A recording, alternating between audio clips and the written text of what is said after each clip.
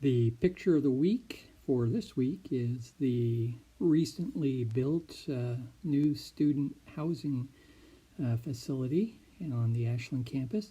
You can see the great solar array on the roof, and this received some of the highest ratings for energy construction in the nation.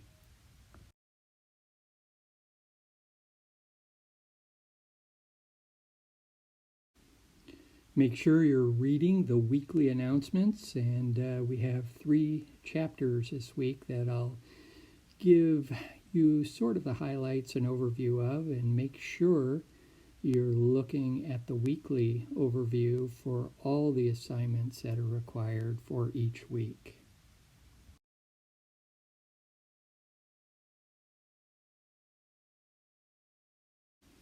Chapter 16 on employment law is a really interesting chapter, something you should study quite closely to enhance your knowledge as an organizational leader.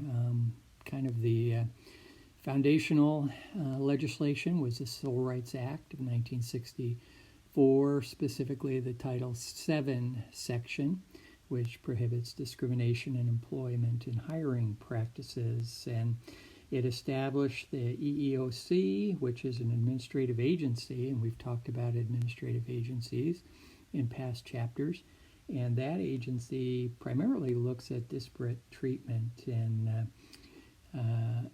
disparate impact. And with disparate treatment, you have to be able to show there was an intent to treat someone differently. And in disparate impact, it's not so much intent, but just to show that what happened as a result of the practice was discriminatory. There are some exceptions to Title VII, and those listed in the chapter are merit, seniority, bona fide occupational qualifications. And what that means is, say for example, the one they use in the book is if you're going to be hired as an attendant in a woman's locker room, you probably should be a woman. And also they talk about developing affirmative action as a remedy for some of the past practices.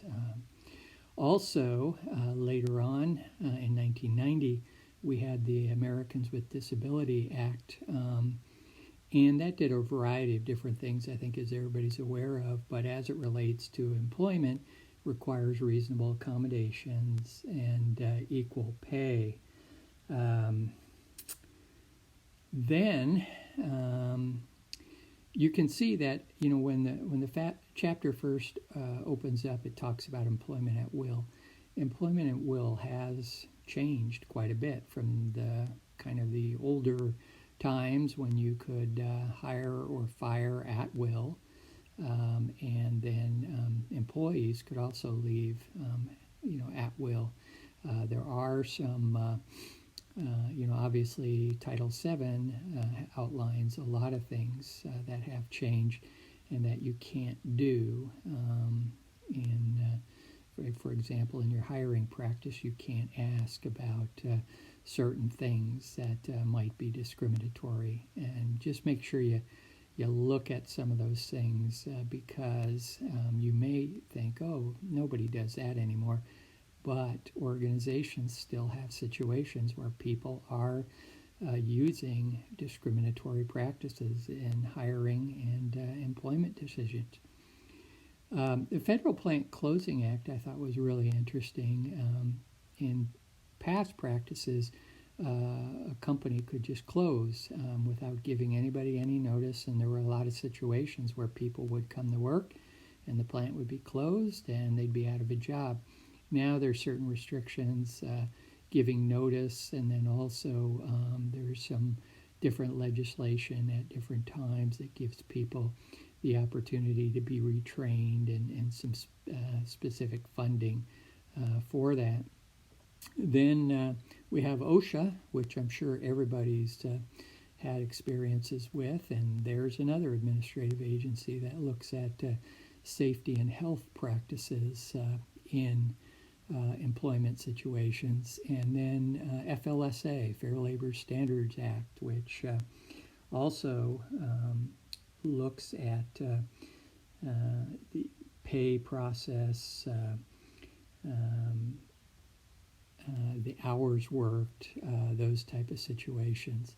So please take a look at this chapter. The cases are optional, but take a look and look at it carefully, because these are the types of situations that you will be experiencing as an organizational leader.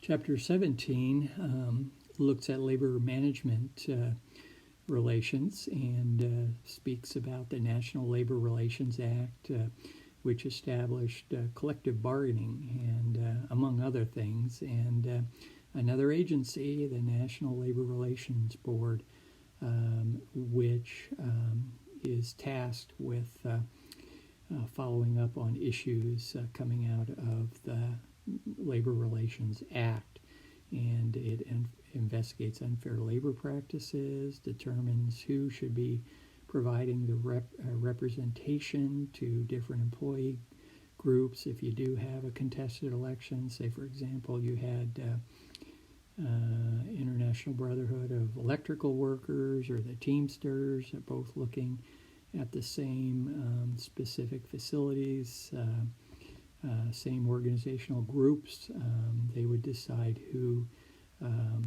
gets to do the representation, and they would monitor the election. They support good faith bargaining, and the wages, hours, working conditions are some of the things that are required in any bargaining practice. I don't know if any of you have been through union negotiations.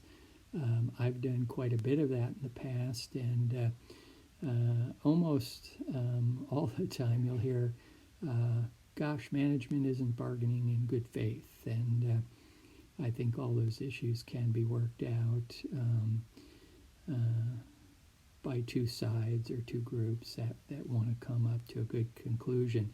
The nice thing about union bargaining is you only have to deal with one group of people and not each person individually, and so there's different pros and cons to this type of situation, but overall it seems to be working out.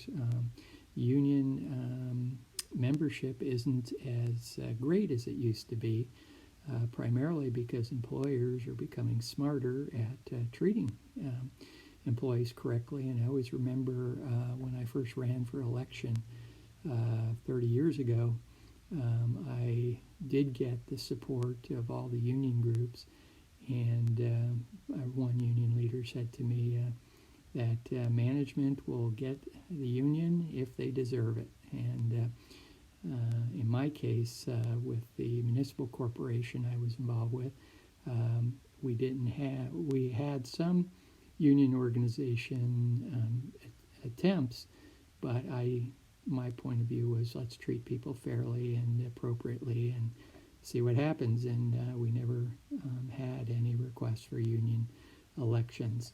So keep that in mind. Later, chapter 10, it goes into more detail on issues of discrimination and how that works in an organization, and also talks in greater detail about affirmative action and references back to the Civil Rights Act of 1964, and then also talks about the ethics of the whole issue of discrimination in an organization. Really a good chapter.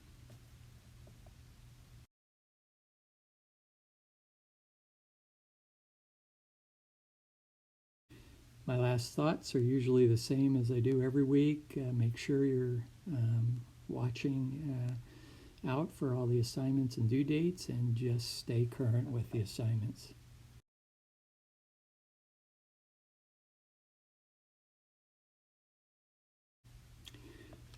These chapters are providing just some foundational background for you. These issues can be very, very difficult, and don't feel that you have to go into situations or handle these issues alone. Utilize whatever peer advice you can get, and also use legal counsel whenever possible, because no matter how much you know about this, the laws and public perception of practices are ever changing. They change year to year, and you do need to keep current on these issues, and it's always good to find good legal representation to make sure you're doing everything according to the laws.